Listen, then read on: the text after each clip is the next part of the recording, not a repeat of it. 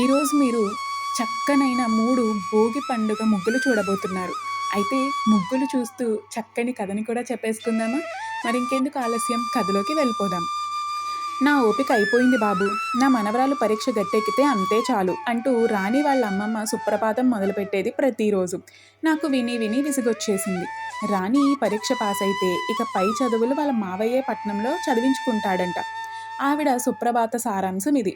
నా ప్రిపరేషన్ పక్కన పెట్టి ఎన్నో మోడల్ పేపర్స్ తయారు చేసి రాణితో చేయించేవాడిని. రాణికి కూడా ఓపిక చాలా ఎక్కువ. ఆలస్యమైన ప్రతి లెక్క చేసి చూపించే ఇంటికి వెళ్ళేది.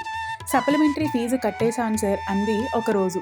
పరీక్షలు దగ్గర పడుతున్న కొద్దీ నాలో టెన్షన్ పెరిగిపోయింది. కానీ రాణి ఎప్పటిలా ప్రశాంత వదనంతో సుభీక్షంగా ఉన్న రాజ్యానికి రాణిలా కనిపించేది. రాణి ఆలోచనలు మాటలు వింటే తత్వం చక్కగా బోధపడుతుంది. జీవితం పట్ల అవగాహన, భవిష్యత్తు పట్ల ఆమె ఆలోచనలు ఆమెపై లోలన గౌరవం పెంచేవి. ఈరోజు ఉదయం రాణి చాలా కొత్తగా కనబడింది. ఎప్పుడు చలాకీగా ఉండే రాణి ఈరోజు సిగ్గుపడుతూ మీకు విషయం చెప్పాలని ఉంది సార్ అంది. మహారాణి వచ్చి వరమిస్తానంటే ఎవరు కాదంటారు? సరే చెప్పు అయితే అన్నాను. సాయంత్రం చెబుతాను సార్ అంది. ఎందుకో తెలియకుండానే నాలో రాణి పట్ల ఆరాధన భావం ఏర్పడింది. ఆమె నడవడికను చూస్తే ఆమెని ఇష్టపడిన వారంటూ ఎవ్వరూ ఉండరు. నాలో ఆతృత అనే ఒక భావన ఇంతలా పనిచేస్తుందని ఎప్పుడూ ఊహించిందే లేదు.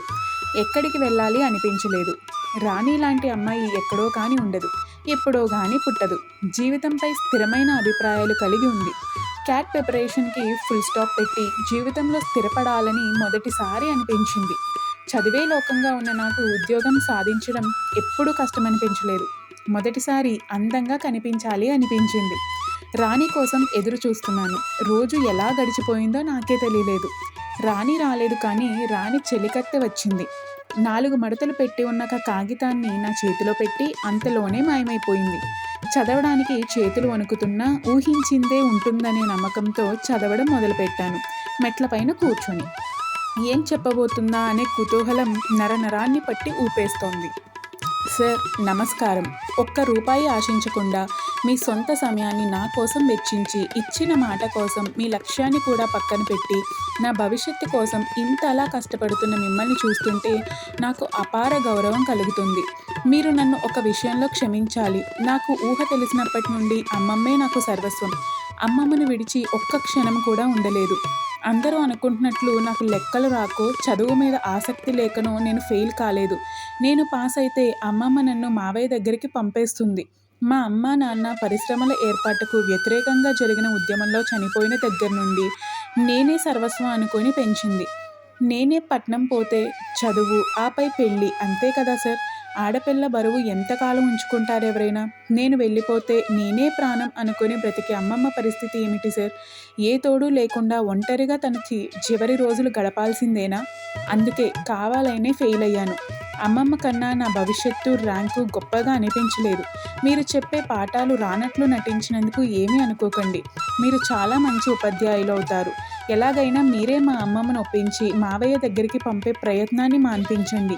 మీరు ఒప్పిస్తే ఈసారి పాస్ అయ్యి దగ్గరలోని కాలేజీలో చేరతాను. అమ్మమ్మతోనే ఉంటాను. ప్లీజ్. ఇట్లు రాణి.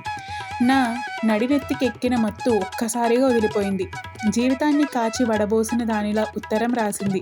అక్షరాలు మనసుకు గుచ్చుకున్నాయి. నేను వేసుకున్న కొత్త బట్టలు చూసి నాకే సిగ్గేసింది. తను నిజంగా రానే అయ్యుంటే తన రాజ్యంలో ప్రజలకు అసలు కష్టాలు తెలియనిచ్చేదా అనిపించింది తన మాటలు వింటే. నా ఊహలకి తాళం వేసి వాళ్ళ అమ్మమ్మకు ఎలా చెప్పాలా అని ఆలోచిస్తూ మేడ మీద అటూ ఇటూ తిరుగుతున్నాను. నిద్రకొచ్చిన చంద్రుడు మేఘాల్లో జోగుతున్నాడు. నేనేదో రాణికి లెక్కలు నేర్పుతున్నాను అనుకున్నాను, కానీ తనే నాకు జీవిత విలువలు నేర్పింది. నా స్వార్థం కోసం నా అందమైన భవిష్యత్తులో నేను తప్ప ఏ తోడు లేని అమ్మ స్థానం ఏమిటో ఆలోచించలేదు. బంధాలకు రాణి ఇచ్చే విలువ, నలుగురి అభ్యున్నతిని కోసం పాటుపడాలని అప్పుడప్పుడు చెప్పిన మాటలు నాకు ఇప్పుడు గీతోపదేశంలా చెవిలో గింగర్లు తిరుగుతున్నాయి. రాణి తల్లిదండ్రులు ఉద్యమంలో చనిపోయారంటే మొదట్లో నమ్మబుద్ధి కాలేదు. కానీ ఇప్పుడు అర్థమైంది, అసలు ఈ అభ్యుదయ భావాలన్నీ ఆమెకు తల్లిదండ్రుల నుండే వచ్చాయని. అమ్మ నా కోసం ఇంకా మెలకువగానే ఉంది. ఆలోచనలలో పడి అమ్మ గురించి పట్టించుకొనే లేదు. అమ్మ చదువుకోకపోయినా చదువు విలువ తెలిసిన వ్యక్తి. నాన్నగారు పోయిన తర్వాత బ్రాంచ్ పోస్ట్ మాస్టర్ ఉద్యోగం ఇస్తానంటే ఛీ నాకొద్దు అన్నాను. నాన్న ఆ చిన్న జీతంతో అమ్మని ఎంతో ప్రేమగా చూసుకున్నారు. నన్ను బాగా చదివించారు. అంతకు మించి నా పేరు అడిగితే నా పేరు కన్నా బ్రాంచ్ పోస్ట్ మాస్టర్ గారి అబ్బాయిని అని గర్వంగా చెప్పుకునేలా బ్రతికారు. ఒక కొడుకుగా అంతకంటే అదృష్టం ఏముంటుంది? మా నాన్నగారు ఈ ఉద్యోగం చెయ్యి, ఆ ఉద్యోగం చెయ్యి అని ఎప్పుడూ చెప్పలేదు. నలుగురికి సేవ చెయ్యని మాత్రం చెప్పారు. తాను చేసి చూపించారు కూడా. అర్ధరాత్రి అయినా అపరాత్రి అయినా ఎవ్వరికీ ఈ రోజు కుదరదు రేపు రండి అని చెప్పలేదు. ఆయన గొప్పతనం మనసులో మొదలగానే ఆయన బ్రతుకుంటే కాళ్లకు దండం పెట్టాలనిపించింది. అమ్మ ఎప్పుడు నేను పడుకున్న తర్వాతే పడుకుంటుంది. నాకన్నా ముందే లేచి అన్నీ సర్ది పెడుతుంది. వేగంగా మెట్లు దిగి అమ్మని అడిగా, అమ్మా నీకు ఏమిష్టం అని. నిద్ర కళ్ళతోనే చెప్పింది, నువ్వు ఎప్పుడూ నా కళ్ళ ముందే ఉండాలి కన్నా, అది చాలు నాకు, ఇంకేం అక్కర్లేదు అని. దుఃఖం పొంగుకొచ్చింది మనసులో. ఏ తల్లి అయినా కోరుకునేది అదే కదా. రాణి చేసింది కూడా అదే. వాళ్ళ అమ్మమ్మకి తోడుగా ఉండటం కంటే పట్నంలో చదువు గొప్ప కాదనుకుంది. ఎప్పటికైనా రాణి రానే కదా.